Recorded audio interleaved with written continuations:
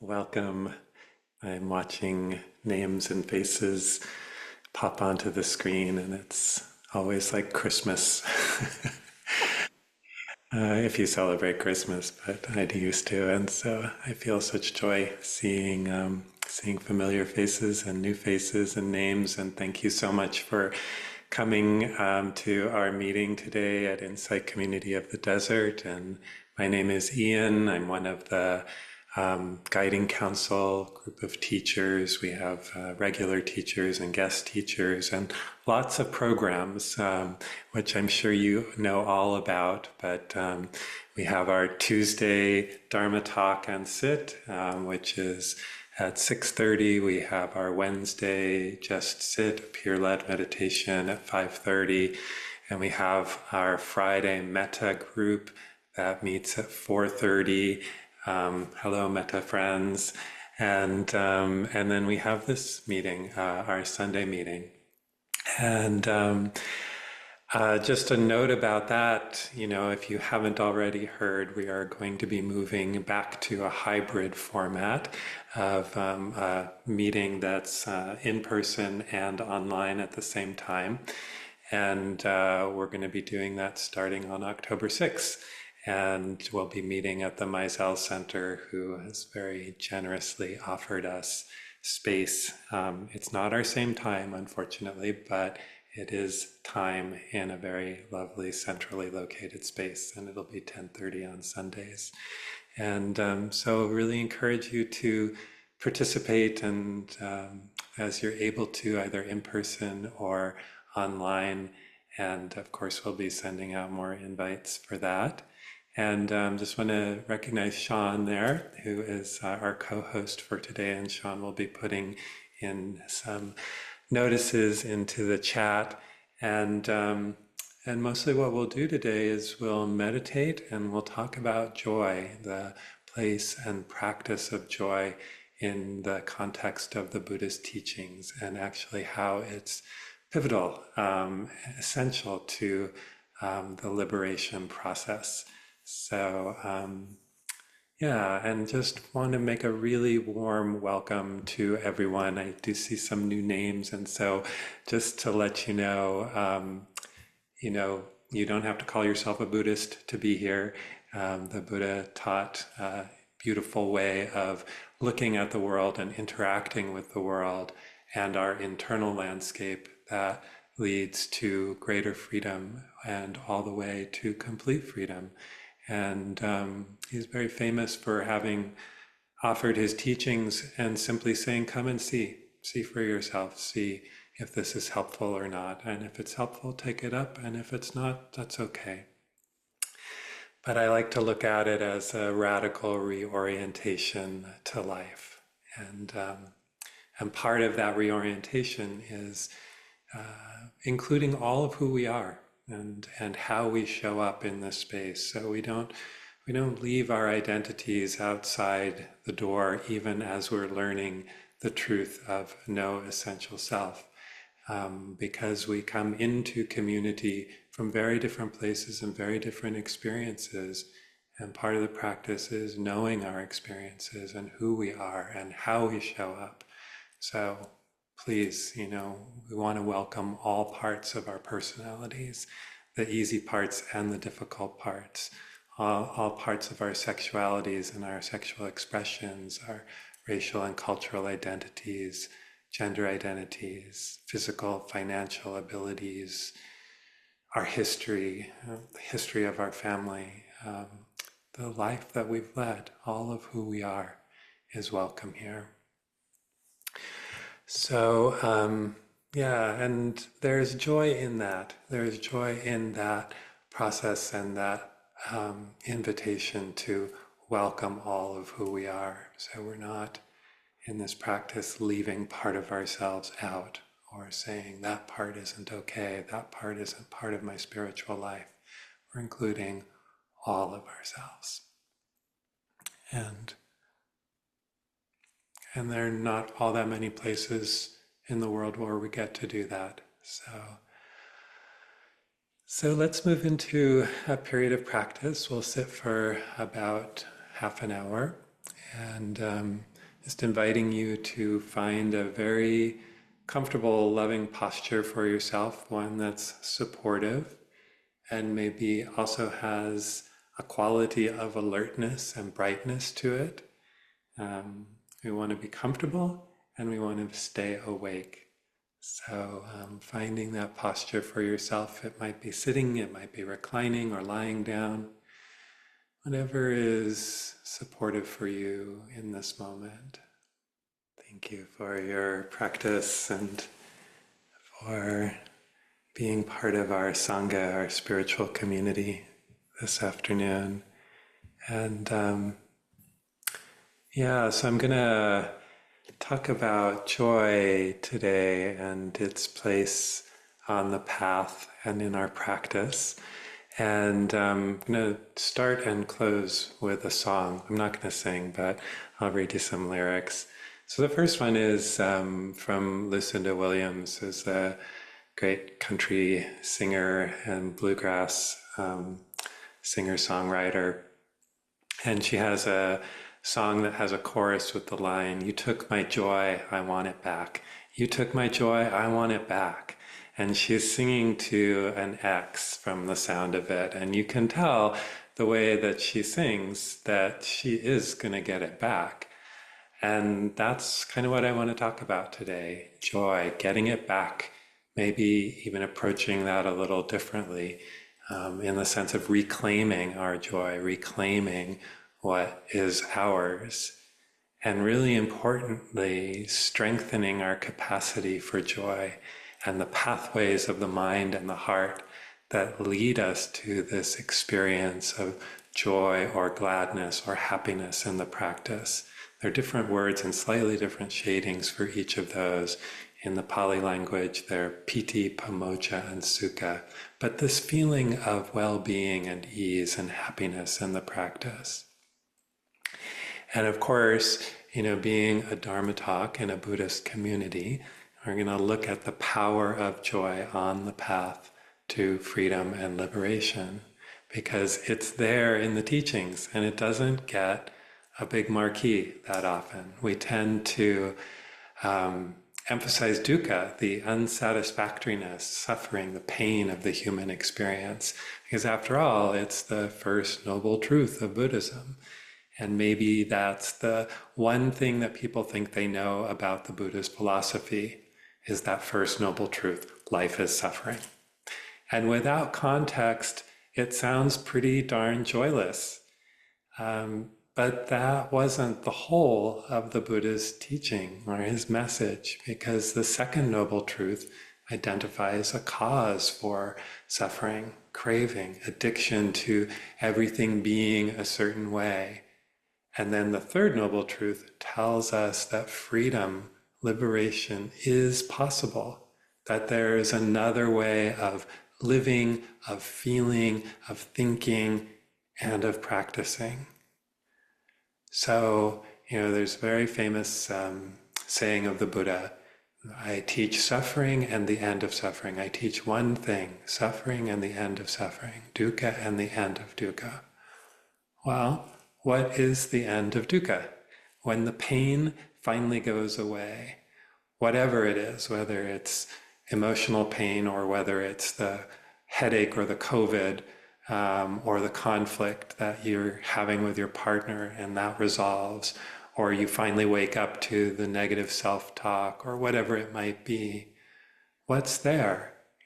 What's at the end of dukkha? Relief, happiness, joy, ease.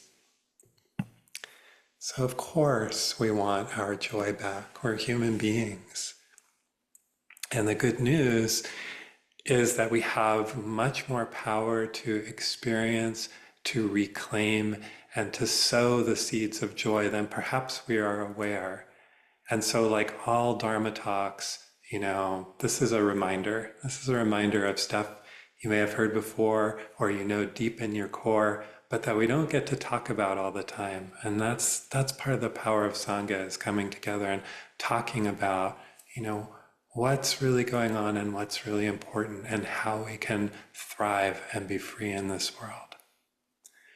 So Sylvia Boorstein, who I quoted as we went into the meditation, wrote a beautiful book with the best title, I think, Happiness is an Inside Job. And check it out if you haven't. It's full of inspiration. But yeah, happiness is an inside job, and we can say that of joy also. So I want to spend some time looking at joy in the Buddha's teachings, the role of joy in our practice and the process of awakening, and some sources of joy that we can rely on, ways of arousing joy. So some of you may remember back many years ago when ICD started, like 12 years ago. You may remember our founding teacher, Larry Yang, and he used to often teach on Sundays. And Larry often used the phrase, the 10,000 joys and the 10,000 sorrows, as kind of a shorthand for dukkha and joy. Life is made up of the 10,000 joys and the 10,000 sorrows. It was almost like a trademark phrase of his. And when he used it, I heard it as a reminder of the fullness of this experience of life, that the life we experience is never all one or the other, that in this human realm we experience both. And that can be a very confusing place to be sometimes. I remember being in a grieving process with a friend around someone who was lost, missing. And we would go in and out of grief. We'd have these waves of deep sorrow and hopelessness and tears. And then 20 minutes later, we might be laughing about something, really silly. It felt so strange to me, like, I should just be sad. I shouldn't have any laughter or joy in this moment. There should only be sorrow. Joy of any sort isn't appropriate right now. But that isn't how life is. The joys and the sorrows keep visiting us.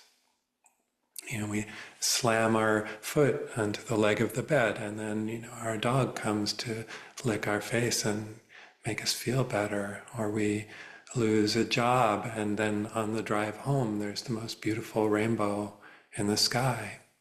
Or a parent dies, and the flowers that she planted come into bloom. The joys and the sorrows of every life, of this very life. So my teaching buddy, Leslie Booker, said in a talk she gave, it's impossible to hold our sorrows without cultivating our joy. It's impossible to hold our sorrows without cultivating our joy.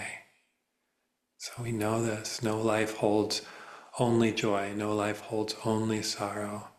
And there is this beautiful birthright that we have, this capacity for joy and this possibility of cultivating it, not forcing it, but encouraging it, giving it what it needs to grow.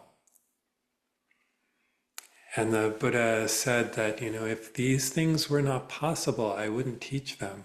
But because they are possible for you, for all people, I offer these teachings for the awakening of joy, for the awakening of samadhi or concentration, for the arising of wisdom, for the sure heart's release. And as we'll talk about in a moment, in the Buddha's teachings, joy is a necessary condition for awakening. So it's not only a destination, but we develop joy on the path, and that fuels our progress on the path. So I want to share a few words from the Dhammapada, which are short verses, words of the Buddha, very short chapters and very inspiring for a lot of folks. This is the first Dharma that they read. And chapter 15 is simply called The Way of Happiness. And this translation, and there are many, many translations, is from Acharya Buddharakkhita, who's a Ugandan monk. And so these are a few verses from that chapter. Happy indeed we live, friendly amidst the hostile, Amidst hostile ones we dwell free from hatred. Happy indeed we live, friendly among the afflicted by craving. Amidst afflicted ones we dwell free from the affliction of craving. Happy indeed we live, free from avarice amidst the avaricious. Amidst the avaricious ones we dwell free from avarice. Happy indeed we live, we who possess nothing. Feeders on joy we shall be, like the radiant gods. Feeders on joy shall we be, like the radiant gods. It's beautiful. Joy as nourishment, joy as sustaining, joy as life-giving. And this is written from the view of deep practitioners, monastics in this case, who have left behind, intentionally left behind the world and are rooting up greed, hatred, and delusion. So there are those who are experiencing a taste, or maybe even more than a taste, of that third noble truth, that end of suffering. And then there's the line, having savored the taste of solitude and peace of nibbana, or that third noble truth, pain-free and stainless one becomes, drinking deep the taste of the bliss of truth. And so this is a very specific kind of joy. It's the joy that arises through the practice of the Buddha's teachings, and it's essential to progress on the path. So why would that be? So if you think of a moment when you are or have experienced joy and happiness, and I'm not talking about, ecstasy or the giddiness or excitement like riding a roller coaster or something intense and thrilling, but, a time when things were just right at that moment, or the sunset was transfixing, or you were comfortable in the arms of a loved one, or you were really into, that painting that you were doing, or that piece of music that you love. When you think of that kind of joy and happiness, or in meditation, what comes along with it? Well, if you're really with it in that experience and not telling yourself a lot of stories about it, if you're really with that joy, then what comes along is contentment, is ease. And where there's joy and contentment, the Buddha taught that there's a kind of unity of mind and heart that we call concentration or samadhi, a peaceful, easy collectedness, a collectedness that's balanced at ease, equanimous. And when the mind is like that, the conditions are exactly right for wisdom to arise, for us to see clearly, for knowing and seeing things as they are, as we're seeing from ease and stillness. And this pathway appears again and again and again in the teachings. Joy, tranquility, samadhi, equanimity, and then the result of that, insight or deep wisdom. And it's been taught to me, and I've experienced that this is how the mind moves. The mind moves in this direction. It's like what minds do, and we can see this in our meditation practice and support this movement through awakening joy. The presence of joy supports the arising of tranquility. The presence of tranquility supports the arising of this sense of samadhi or gatheredness, and the presence of samadhi supports the arising of equanimity, the heart and mind in balance. And this supports that clear seeing, this deep wisdom, the insight. And so this doorway of joy is incredibly important to know about, to cultivate, and to use one of the Buddha's phrases, to make much of. So in a minute, I want to talk more about the doorways of joy, of reclaiming our joy, but I want to stay for a little longer with our relationship to joy in the practice.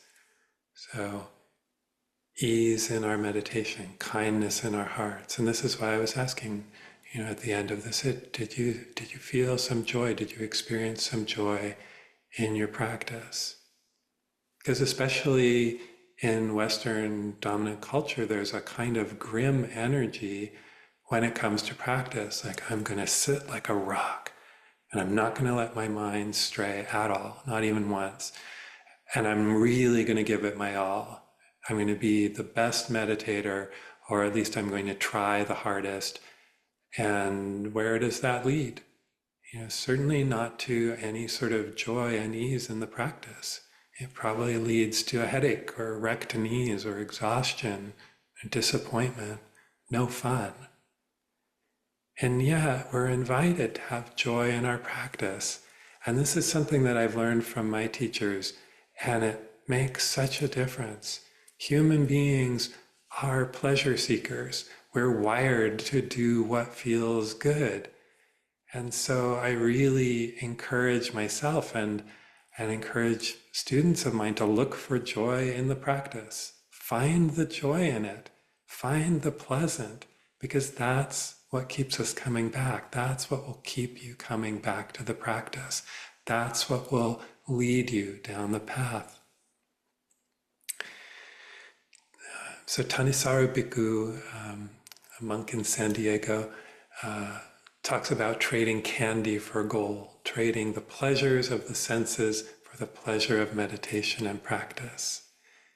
And another monk, Analayu Bhikkhu, says that our practice is a gradual refinement of joy, experiencing subtler and deeper states of joy right up to this experience of liberation. So really amazing to let go of that sense of what's good for you is difficult, the no pain, no gain mentality. Or if you're having fun, you're not a serious meditator. The Buddha is depicted with a smile whenever he's depicted sitting and meditating. So follow your joy in the practice, whatever it might be. Maybe you find joy in the miracle of breathing.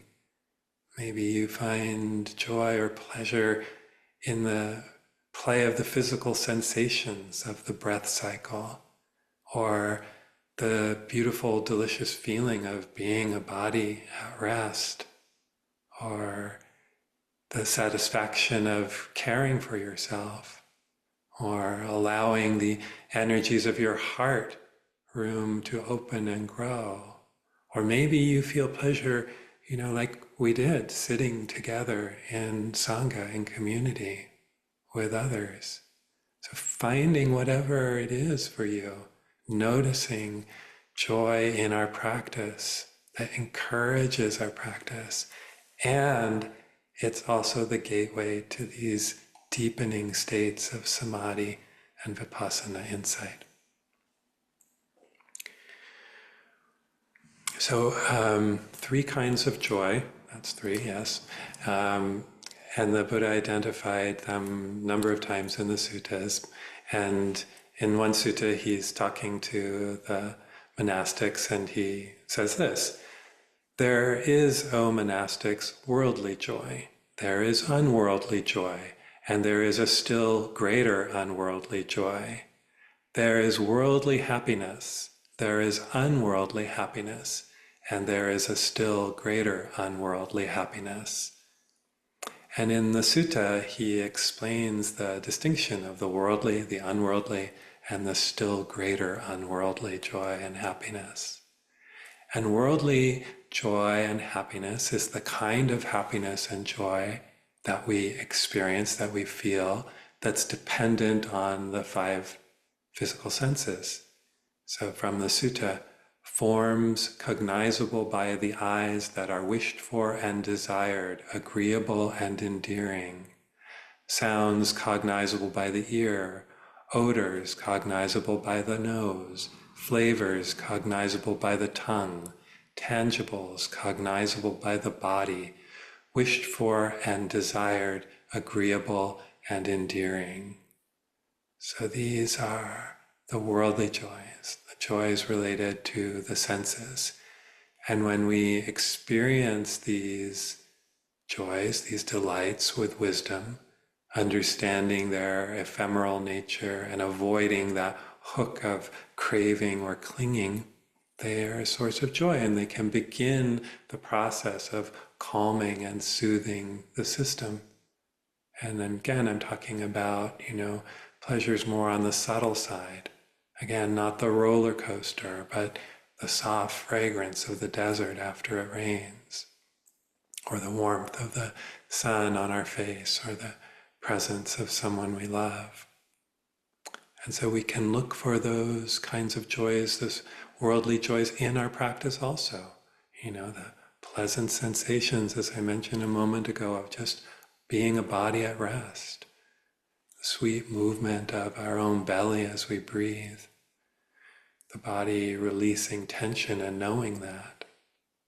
So these kind of worldly joys aren't to be avoided, but to be experienced wisely, mindfully, knowing them as they are, ephemeral and changing, not ultimately stable, not a lasting source of joy. And then there are the unworldly joys, and these are the joys of the mind and heart, internal joys. And these are the joys that we encourage from our own inner well of beautiful qualities, like the feeders on joy from the Dhammapada. These are the joys that come from within, and that we don't rely on external conditions to produce or support. That's how the feeders on joy can say, happy indeed we live amidst the hostile. Happy indeed we live, friendly amidst the craving, amidst the afflicted. Happy indeed we live, free from avarice. Happy indeed we live, we who possess nothing. Feeders on joy shall we be, like the radiant gods. And this is because they're not relying on external circumstances or the behavior or virtue of others. And we can do this too. This is the promise of the Dharma of the Buddha. If these things were not possible, I would not teach them. But because they are possible for you and for all people, I offer these teachings. So worldly joy, joy of the senses, experienced with wisdom, can certainly bring pleasure and happiness that begin that movement toward tranquility, samadhi, equanimity, and wisdom. And what about unworldly joy, this sort of internal joy? So in the Buddha's teachings, we're kind of invited in two sort of major directions to support the arising of unworldly joy.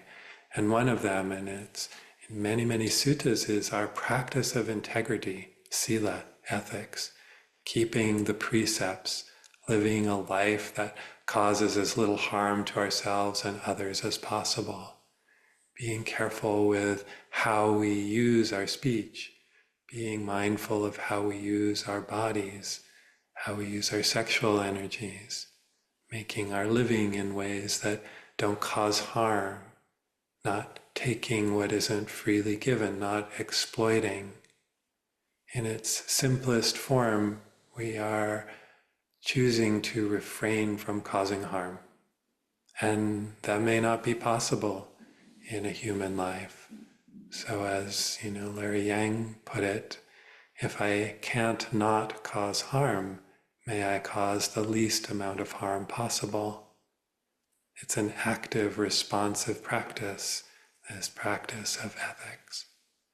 And what happens when we center our practice, or sila, or integrity, our ethical behavior, our non-harming, when we center that practice, we become free from remorse. And this freedom from remorse can be an incredible source of internal joy and freedom. When we go and sit on the cushion and can close our eyes and aren't haunted by things that we've done that we wish that we hadn't done, we have freedom from remorse. And that's a very good place to be. When I started meditating, I was not free from remorse.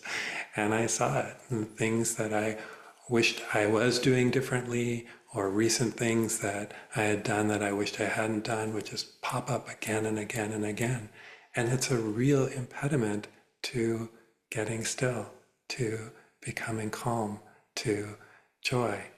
And so freedom from remorse is a big part of why we follow that ethical path, because our heart becomes easier and quieter and ready to practice. And the second direction is reflecting on or remembering our goodness in the world. And I mean, it's also just good to be ethical, period. But but it has a very strong power in our practice. And so that second direction is remembering the goodness in the world, in others and in yourself. So the classic way, one of the classic places to do this is reflecting on the Buddha, the Dharma, the Sangha, the three gems. The Buddha, the generosity and goodness of this world-turning teacher. And then the Dharma, remembering the power of the Dharma, the teachings, these beautiful ways of working skillfully with the mind and heart in the midst of a world of samsara, a world that's out of balance. And then the third, the Sangha, remembering the Sangha, all the sincere seekers and practitioners and finders from the Buddha's time to the present. Perhaps feeling gratitude and respect and love for all their generosity and support over the thousands of years that since the Buddha's time that actually allow me to practice, that have kept these teachings alive and these communities alive. So connecting internally to these three refuges, Buddha, Dharma, and Sangha, can be a way of arousing joy. We can practice metta, sending love to beings near and far. We can offer love to ourselves. We can remember our own beautiful qualities and actions. Sometimes when I sit, I just, think back over the last day or two and think, where's a kindness? Where's a kindness that I can see in my own actions? Or where's a kindness that I've received? And taking joy in that, inclining the mind toward that joy. And we could remember teachers and spiritual friends, who have offered us kindness and support along the path. We can be happy for the good in the world, and there is a lot of good in the world. And we can wish for it to continue and grow and become stronger and shared by more and more people. All of these are traditional supports for the arising of unworldly joy. So Jeannie Corrigal, who's a Canadian Buddhist teacher and indigenous person, says, joy is not an outcome, but a practice.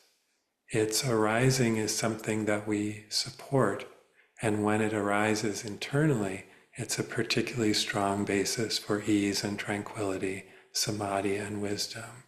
So joy is not an outcome, but a practice. And then, what about the still greater unworldly joy? So this is the joy that arises through the practice as we see our grip on what limits us loosen, when we start this letting go process, letting go of our bondage with sensual pleasures and craving for sensual pleasures, letting go of the mental habits that keep us from knowing our deep worth, our Buddha nature, letting go of everything that limits and separates us. I often share it, and I'll share it again. Ajahn Chah, from his book A Still Forest Pool.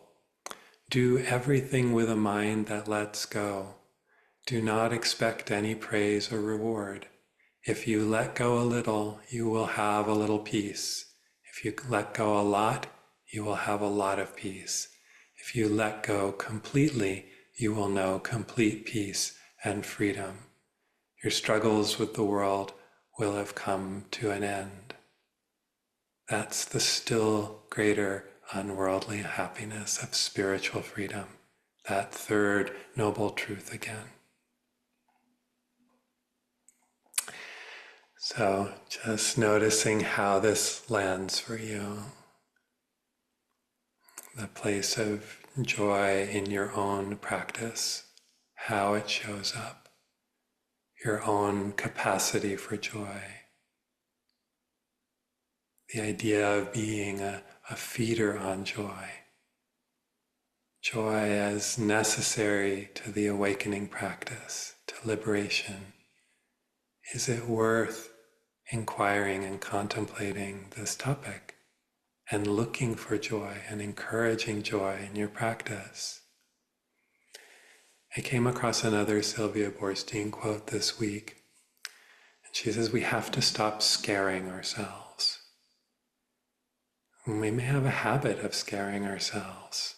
I think most humans do, I know I do. But is there also the possibility of a habit of appreciation, of joy in my life? Or am I content looking for what's wrong with me and what's wrong with others?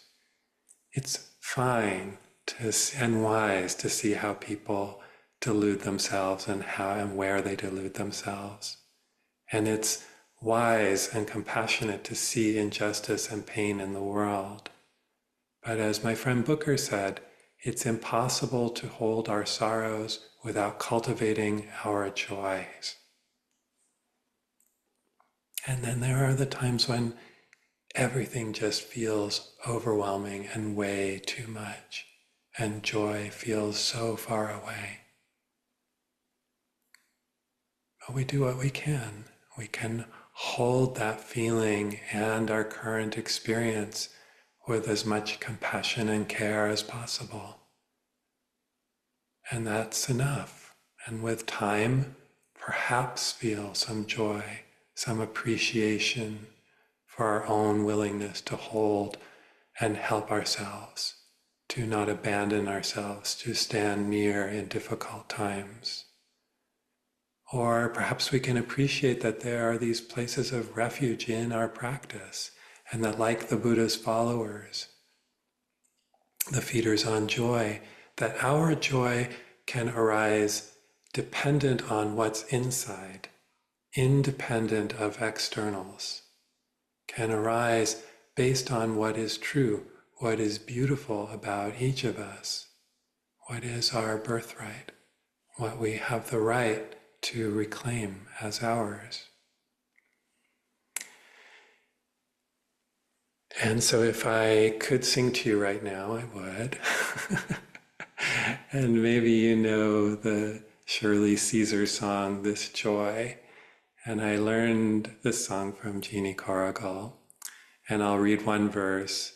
And I think Sean is going to put a link to a beautiful YouTube version of it into the chat by the Resistance Revival Chorus. And I urge you to listen to it. It's beautiful. But it encapsulates our whole talk. The joy that I have, the world didn't give it to me. This joy that I have, the world didn't give it to me. This joy that I have, the world didn't give it to me. The world didn't give it, and the world can't take it away. So let's take a moment and sit and let the words settle, and then I'll open the floor.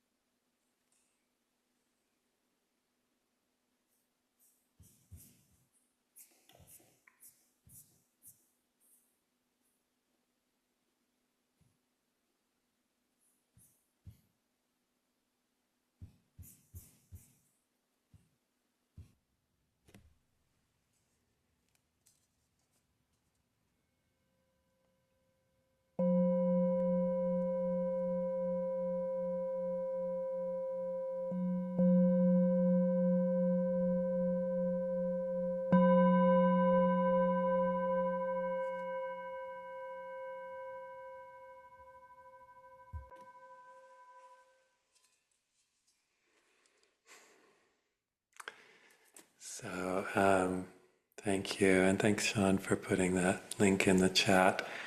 Um, and yeah, just love to check in, see how that lands for you, and how you might work with joy, or where you find joy in the practice, because there's a million ways of doing it, and just or comments or disputes.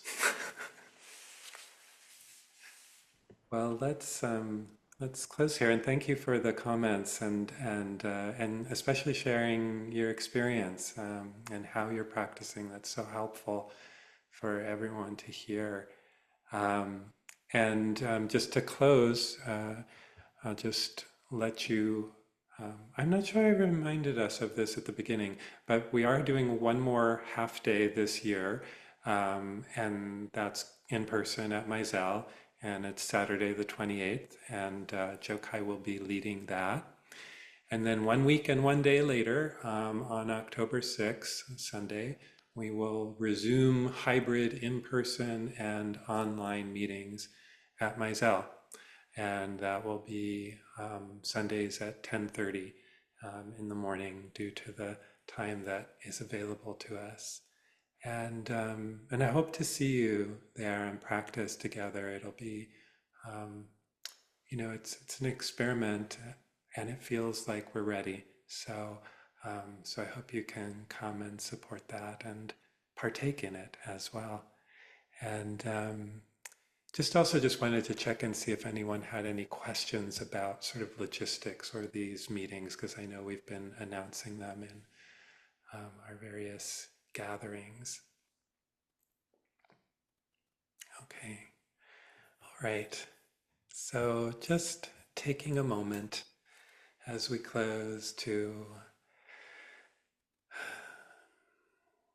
just receive the blessings of time well spent.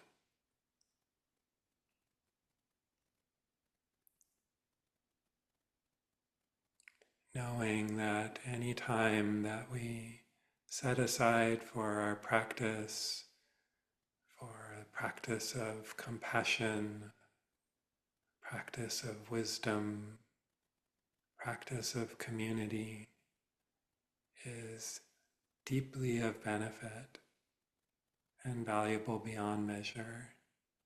And so sharing those blessings with all beings in every realm, wishing that they too might have these pleasures, they too might walk the path of awakening, and they too might be free.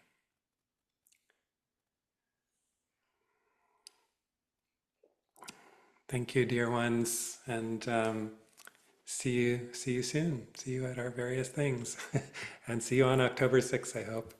All right, be well, everyone, and thanks for the lovely comments in the chat.